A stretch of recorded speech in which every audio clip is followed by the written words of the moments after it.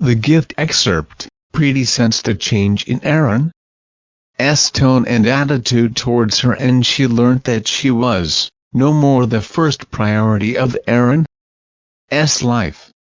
She was losing her sway over Arun. She sat in the cafe in the airport staring out of the window but actually seeing nothing. Her heart was still throbbing fast and she could not hold the coffee mug steadily. She took a look at the watch hidden beneath her long sleeve.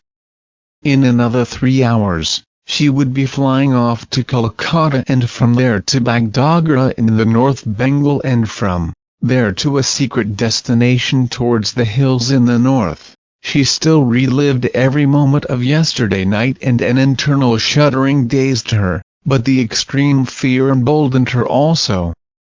She has no other option left. She will have to find out the root of a brutal, ghastly secret furtively nurtured in some remote corner up there. She wished sincerely if she had a sibling or a cousin to support her in this moment of crisis, and a shoulder to lean on. After her parent's death, Priti had fought this big world on her own. Any success or failure in her academics, career or life, she had never known the joy of sharing it with near and dear ones, and that had made her resilient, more than she was supposed to be. Her parents, the small hometown near Dhanbad, Bihar, all had become distant memories to her, vague like a dream. And then one day Arun came to her life.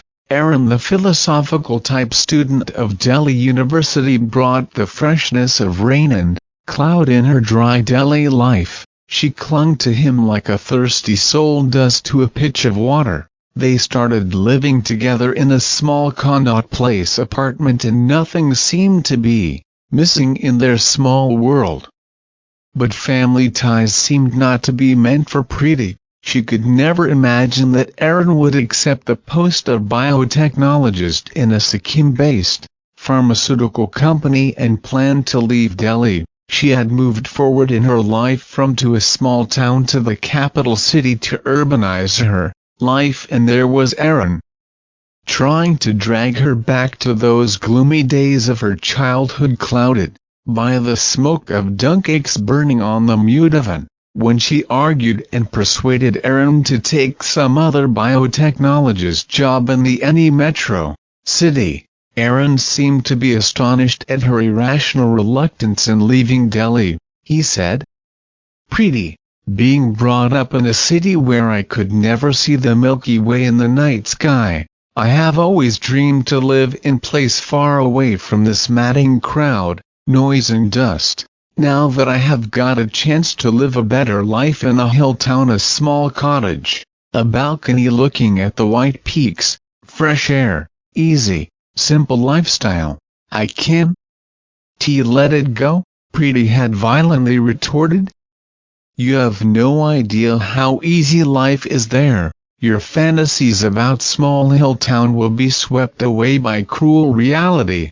You know me, father and mother had died without a proper treatment in that rural home of ours, because they were too reluctant to leave behind their small town mentalities, and thus leaving me alone to fight this big dirty dingy world on my own. Sorry, I can never fall back into those loops again." Arun tried many other reasons and logic with Priti, but she seemed to be standing beyond an impenetrable wall of obstinacy, and also to Priti's astonishment, the soft-natured guy Arun stood his ground, and Priti could not win with her sneers and tears. They parted with a note to meet with each other every 2 months, but that did never happen. After Arun went there, he had called her up but did not disclose the whereabouts of his new incumbent. He said that he would be part of a scientific R&D project team that was working to bring a groundbreaking new genre of biochemical drug to reality, and it was being conducted under the cover of super secrecy. In the future calls, Priti sensed a change in Arun's tone and attitude towards her, and she learnt that she was no more the first priority of Arun's life. She was losing her sway over Arun. She could feel the dwindling frequency of phone calls would put a stamp on her belief, and she accepted that she was losing him. Then the phone calls stopped altogether and forever. After her parents' death, she had lost the essence of being in a family, and on Arun's fugitive exclusion from her life, she lost it forever. However, selling their small cozy flat, she moved into a spacious apartment in CR Park. The big empty rooms, all accentuating the void in her life. But life moved on. Her quiescent love and thirst for life kept her going, and that was paid in terms of promotion, in job, and all sorts of materialistic pleasures accumulated around her. She dissolved herself completely into the pleasure of having a big flat, a car, a high-paying job, glamorous friend circle, parties, parlors, spa, etc. Then it happened one day. One lazy Sunday morning, Priti sat sipping coffee in her balcony as the doorbell rang. She opened the door to find a courier service boy standing to deliver a parcel. She thought for a while. She was not expecting anything to arrive from any online shopping marts. Neither she had anyone to send her a surprise gift. She could not fathom what could be inside that medium-sized lightweight carton. There was an envelope attached to the box with her name on it. Little credulous, she accepted the delivery and took out the white envelope from the box and tore it open. It was a typed official letter, and at the bottom of which the date mentioned was of 2 months back. Suddenly her eyes became glued to one word at the bottom of the letter, and her heart skipped a beat. This letter was from some Zhensadong Pharma Private Ltd, North Sikkim. For the next 30 minutes she read the letter for many times, as if to alter the truth what was written there in the brownish-white A4 paper. It was to inform that Mr. Arun K. Prasad had died of some critical disease during his tenure as a senior biochemist in the R&D lab of Zhensadong Pharma Private Ltd 2 months ago. It was his dying wish to deliver the subjected package to his only kin Priti Sharma of Delhi, on his death, along with the information of his death. It did not sink in. Priti held the letter between her fingertips and stared at it as if her gaze would turn it into ashes.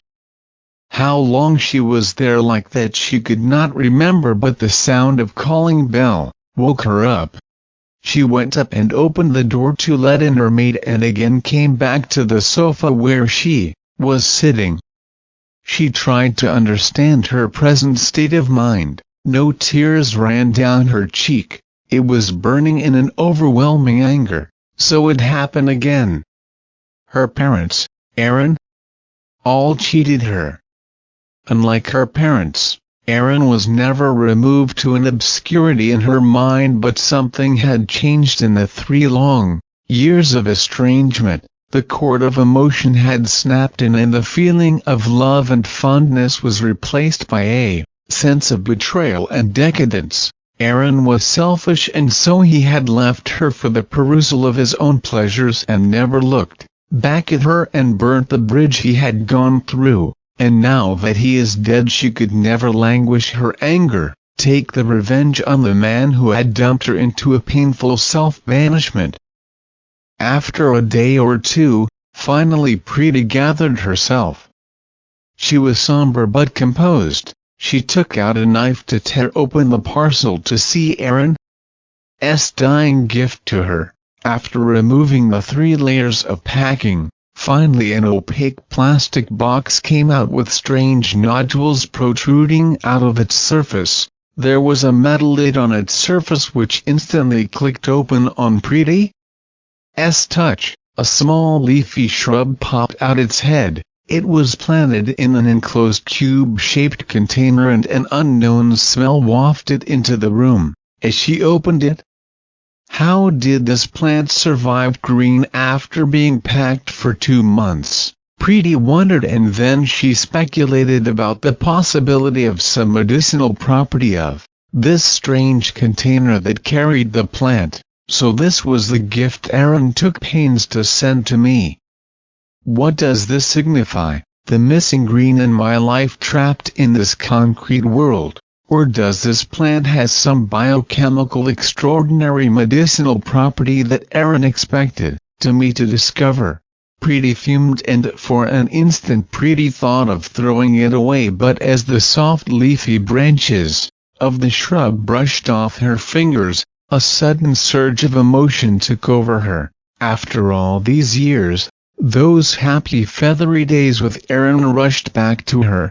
She remembered how Arun would hold her hands inside his soft palm while crossing the roads, how he waited outside her college gates every day with a smiling face, how he would mess up with experimental dishes on a Sunday cooking stints and then would innocently smile. How could Arun leave her behind after all these gamut of memories they had created together? The hard lines in Priti's face softened. She placed the tub of the plant in her balcony. After a few hectic office days, next Sunday Priti remembered that she had not watered the plant till its arrival, but the root of the plant was tightly packed inside the plastic tub and it was not visible from outside. She had never been into gardening and all these stuff, so Priti felt a little confused about how to put the manure or water the root of this plant. There must be some intrinsic mechanism of the content inside the tub which had kept the plant alive for so many days without external water, oxygen or light, some path-breaking invention of Arun and company in the field of genetics. Priti touched the small velvety leaves of the plant and thousands of questions buoyed up in her mind. She never had any interest in plants, gardening, etc. Why would Arun send me a plant which even does not bear any flower? Why didn't he himself write any note explaining his disappearance or maybe apologizing? The plant had some tentacle-like creepers, some of which had already attached themselves to the grills of the balcony. Suddenly Priti jolted up to realize that one such creeper had wrapped itself around her wrist, as if holding her hand in some request. She drew back her hand in an instantaneous repulsive sweep. An unknown chill went down her spine. Is this some kind of carnivorous plant found in the jungle of Africa or Brazil? She thought to herself. An uneasiness about something spread across her mind, but she could not immediately identify what it was. It might have been some prank by Arun to scare her. Might be he was not dead at all, playing all these games behind the hem to surprise Priti, or might be he had got some ulterior motive. Later that day, she went to a friend's house party and sat quietly in one corner recapping the incident in her mind. She had touched the plant and it responded back by holding her hand and tying it with its tentacles. And then she realized to her horror the cause of her revulsion at the plant's grip. It had a touch of human flesh.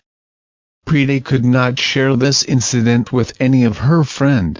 People would think that she had gone crazy out of the frustration of living alone even at this age. Often many would hint at such things. No, she would not let anyone pass sarcastic remarks about her life. All her life she had handled her troubles alone, and would do so in the coming days too. That night she came back drunk, could not clearly think, mind fogged by the effect of some very good wine, and immediately fell down to sleep in her cozy bed.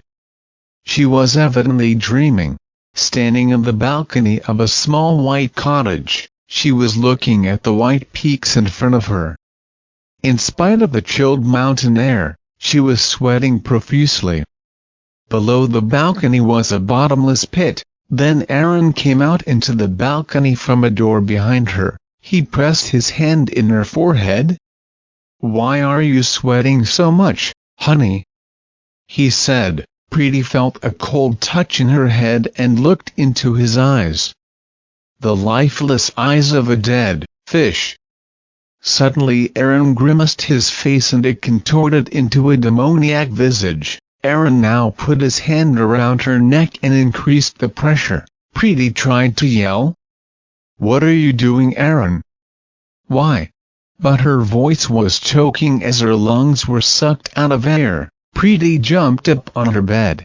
She was out of the nightmare, but the breathlessness was still choking her. She extended her hand to find the switch of the bedside lamp. She tried to look for a glass of water in the vapory light of the lamp. As she sat up on the bed, her feet touched something. She stretched her eyes to clear the vision, and then her blood curdled in horror. The plant gifted by Arun was on her bed. Who put it there? Not her, the maid. The plant was there, stretching its two sturdy tentacles towards her like two stretch arms of a human being. It has grown double overnight. Priti would have thought it to be the continuation of her bad dream unless she had felt the pressure again around her throat and neck. That fleshy cold touch. An involuntary gasp came out of her mouth. "Och!" Arun, the same soft yet firm grip on her throat. The plant had by that time inched closer to her and its tentacles were around her neck. The enclosed tub it contained must have wills beneath. Then the plant tried to bind her with all its creepers into a breathless hug, plant or what it was. She was living a nightmare. As if by some black magic, the life force of Arun had entered into this creature, and it's now aiming at Priti, and she sat like a hypnotized deer in front of an anaconda. She was slowly losing her sense, and her eyes saw an endless darkness amidst the stiffing numbness. Suddenly Priti's mind cleared and she lunged for the knife she always kept for self-defense. In the drawer of the bedside table, the plant could sense the aggression in Priti's gesture. It forwarded another tentacle to grip her wrist. She shook it off with a slicing motion of her hand and took out the knife. With a quick drive, she held one tentacle in her hand and cut off its fleshy stem. Then stranger thing happened. A dark dense liquid trickled down the stem, and along with came a pining sharp noise, deafening Priti's ear. Of course. Blood. Priti did not lose another second to untie her from the tentacles, and in the weakened moment of the creature gathering speed, she jumped to the other corner of the room where a metal rod had been kept for herself defense.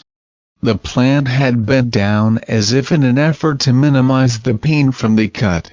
Priti waited for its next move with the rod held steady in her hand. Infinite time seemed to have passed. The plant remained transfixed in a doubled-up posture. Slowly it started again, spreading its branches, as if unfolding its aggression posture. Priti was not sure if she heard a howl or it was in her mind only, but suddenly it pounced towards her. She hit the tub now with all her strength, again and again and again. Non-stop. No, no, no. Arun, you can't do this to me, you cannot. She went on hitting the cuboid until it became twisted into a clump. Apparently all ended then. The lifeless mound of dead branches and leaves laid knocked out on the floor. Dark blood smeared the floor.